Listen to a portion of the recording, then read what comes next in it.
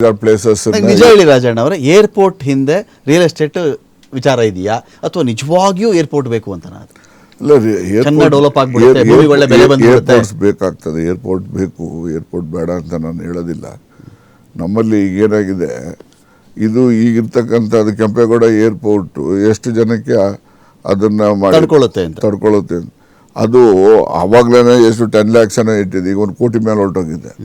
So ಇಲ್ಲಿ ನೀವು ಡೆಲ್ಲಿಯಿಂದ ಬಂದರೆ ರಾತ್ರಿ ಹೊತ್ತು ಇಲ್ಲಿ ಲ್ಯಾಂಡಿಂಗಿಗೆ ಜಾಗ ಇಲ್ಲದೆ ಮೈಸೂರು ಕಡೆ ಕಳಿಸ್ತಾರೆ, ಆ ಕಡೆ ಚೆನ್ನೈ ಕಡೆ ಕಳಿಸ್ತಾರೆ, ಆಮೇಲೆ ಅರ್ಧ ಗಂಟೆ ಮಿನಿಮಮ್ ಮೇಲಿರ್ತಾನೆ.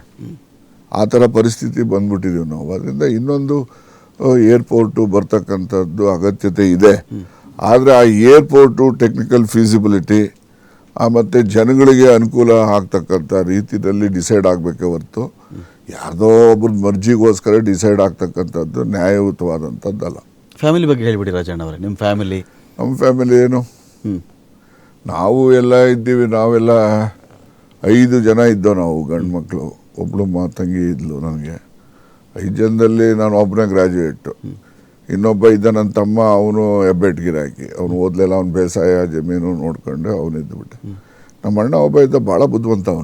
ಭಾಳ ಬುದ್ಧಿವಂತ ಅಂದರೆ ಅವ್ನ ಮೆಮೊರಿ ಯಾರಿಗೂ ಇರಲಿಲ್ಲ, ಅಷ್ಟು ಮೆಮೊರಿ ಇತ್ತು.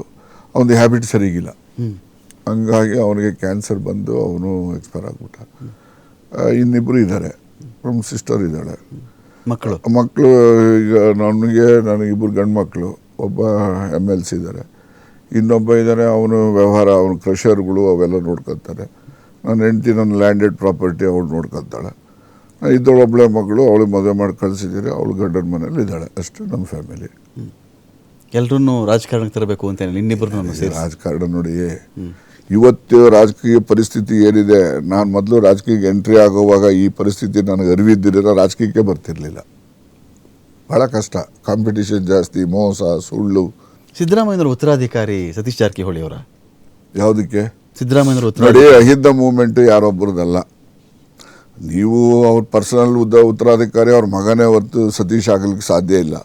ಅಹಿಂದ ಮೂವ್ಮೆಂಟಲ್ಲಿ ಯಾರಪ್ಪ ನೆಕ್ಸ್ಟು ಲೀಡ್ ಮಾಡೋರು ಅಂದರೆ ಸತೀಶನು ಇದ್ದಾರೆ, ಮಾದೇವಪ್ಪ ಇದ್ದಾರೆ, ಪರಮೇಶ್ ಇದ್ದಾರೆ, ಜಮೀರ್ ಇದ್ದಾರೆ, ಎಲ್ಲರೂ ಇದ್ದಾರೆ. ರಾಜಣ್ಣ ಅವರಿಲ್ಲ. ನಾನು ರಾಜಕಾರಣಕ್ಕೆಲ್ಲ ಸ್ವಲ್ಪ ಆರಾಮ ಇದ್ಬಿಡ್ಬೇಕು ಅಂತ, ಟರ್ಮ್ ಮುಗಿಸ್ಕೊಂಡು ಆರಾಮ ಇದ್ಬಿಡ್ಬೇಕು ಅಂತ ಮಾಡಿದ್ದೀನಿ.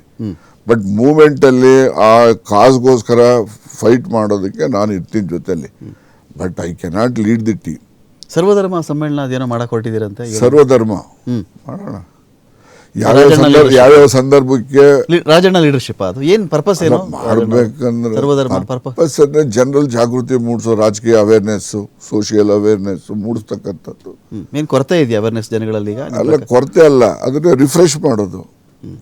ಅವ್ರಿಗೇನು ಮೈಂಡಲ್ಲಿದೆ ಅದನ್ನು ಇನ್ನೊಮ್ಮೆ ನಾವು ಮನದಟ್ಟು ಮಾಡೋದು. ಆ ಥರದ್ದು ಏನಾದ್ರು ಒಂದು ಆ್ಯಕ್ಟಿವಿಟೀಸ್ ನಡಿಬೇಕಾದ್ರೆ ಸಂಘಟನೆಯಲ್ಲಿ ಆಗ್ತವೆ. ಸಂಘಟನೆ ಆಗಬೇಕಾದ್ರೆ ಯಾವ್ದಾರ ಒಂದು ಹೆಸರು ಮೇಲೆ ಏನಾರ ಒಂದು ಮಾಡ್ಬೇಕು ತಾನೆ.